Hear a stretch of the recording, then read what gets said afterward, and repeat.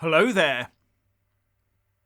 Things are about to go ballistic between the UK and EU, and Keir Starmer is sent home to self-isolate.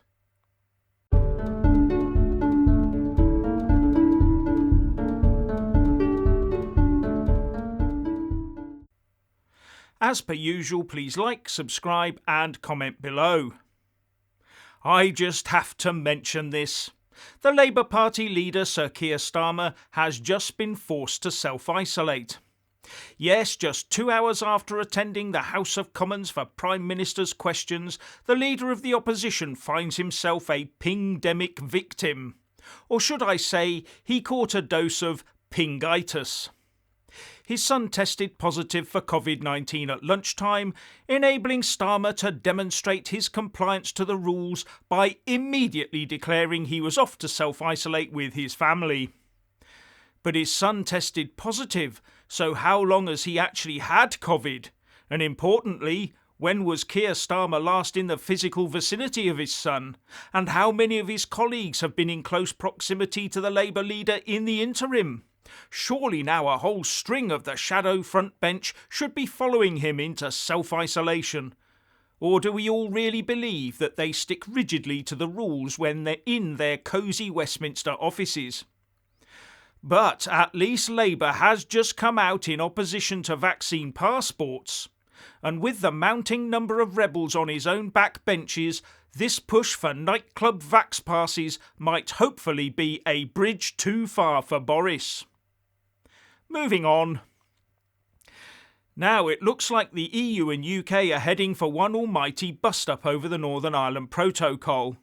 And it was totally inevitable given the EU's commitment to using it as a lever to try and break up the UK. And right now we still have grace periods running. But when, or if they come to an end, the plight of those in Northern Ireland will get significantly worse. And that is amply demonstrated by the experience of M&S in its dealings with Brussels implemented rules. Speaking to the BBC Radio 4 Today programme, the M&S chairman, Archie Norman, said that the current rules insisted on by Brussels bureaucrats holds up goods being moved from the UK into Southern Ireland by up to 48 hours, and that results in 20% of the goods being moved having to be destroyed. Since January we have been exporting into the Republic of Ireland, he said. At the moment, only about 80% of our product is getting into Ireland, so 20% doesn't arrive at all, and that applies to other retailers as well. It is not the rules of the customs union that is the problem. It is the Byzantine and pointless and honestly pettifogging enforcement, which means that wagons can't get through. Sounds just like the EU to me, putting extra rules and checks in place, but only for UK goods. And the M&S chairman even claimed that trucks are being turned away just because one page of documentation has the wrong coloured ink. Yep, that's definitely the European Union. Then there's all that paperwork. Each wagon typically has about 8 documents, 720 pages per truck. That's 3 large books. It's about 40,000 pages per week. And to do that, we are employing 13 full-time vets. They are not looking after animals or welfare. They are simply ticking boxes and filling out forms. Archie Norman explained. How many trees is that? So much for the EU wanting to save the planet. Only a hardened rejoiner could see any sense or justification for any of that. And this is what Brussels will bring down like a hammer on us over Northern Ireland if we let them. Be in no doubt, all this will be used to try and force the UK government to agree to sign up permanently to EU rules, so effectively destroying UK sovereignty and independence and jailing us under ECJ jurisdiction. And right on cue, we had that anti-Brexit Labour MP Hilary Benn in the Commons saying that we should do just that. Don't be purist about it all, he told the Northern Ireland Secretary Brandon Lewis, And all the while we have the EU conducting their purist anti-UK onslaught with all the administrative purism they can muster. The UK is trying to be pragmatic, but the EU has one single objective: to use the protocol to either bring the UK to heel or bring about its destruction. I would personally like the UK to tear the whole thing up and leave it to the EU to police their own border.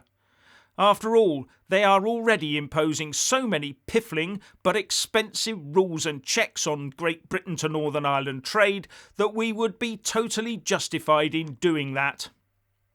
But the UK government says we aren't at that point. Yet.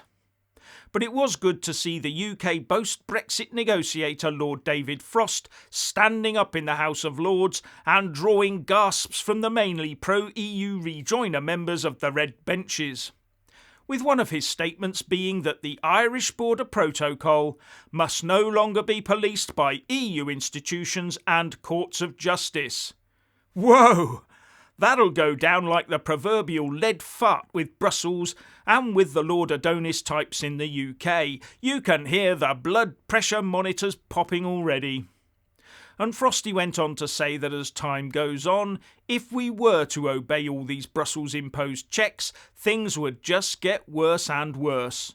No sugar Sherlock. Frost did, however, say, and this is important, that it is clear that the circumstances exist to justify the use of Article 16. Well, why don't we get on and trigger it then? But he then added that it was not the right time to do it. I'll invoke the phrase used to justify the very recent easing of restrictions on so-called Freedom Day. If not now, when? Because hanging back just encourages Brussels. But you can imagine Lord Frost's fellow peers almost wetting themselves as Frosty put forth his plans, now published in a command paper. In the command paper put together by Lord Frost and Brandon Lewis, the triggering of Article 16 is discussed. Unlike the EU, it says, the UK has not sought to invoke this safeguard mechanism so far, notwithstanding the very considerable challenges that we have seen since the turn of the year and particularly in recent months. It is nevertheless clear that the circumstances exist to justify using Article 16. And the document goes on to explain that because of the protocol, the Republic of Ireland's exports into Northern Ireland are up 40% on last year and 50% on 2018. And that's because GB producers, like M&S, trying to get goods across the Irish Sea, are being purposely stifled by bureaucrats. It's called diversion of trade and is one of the justifying reasons for triggering Article 16. And the paper goes on to outline the general problems this causes, and then goes on to call for a standstill freeze on existing arrangements while we look for a new arrangement. But the instant rebuff from Brussels was, no way, Jose. They want the prize of UK compliance or a Northern Ireland land grab, nothing less. They want unrest in Northern Ireland. They want the people who live there to suffer until Brussels is complied with. But the EU is overlooking, or ignoring, Section 8 of Article 13 of the Protocol, where it allows for the protocol to be renegotiated and even replaced. It says that any subsequent agreement we come to will supersede the protocol. It's there. We can renegotiate, and that's the whole point.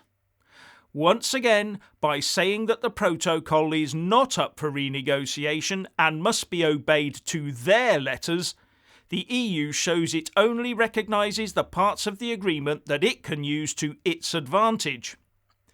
Big lesson here: don't make any new major agreements with the EU, ever, because they cannot be trusted. So what's your opinion on Keir Starmer self-isolating and Lord Frost saying we could trigger Article 16? Please like, buy a mug and comment below. and thank you for watching.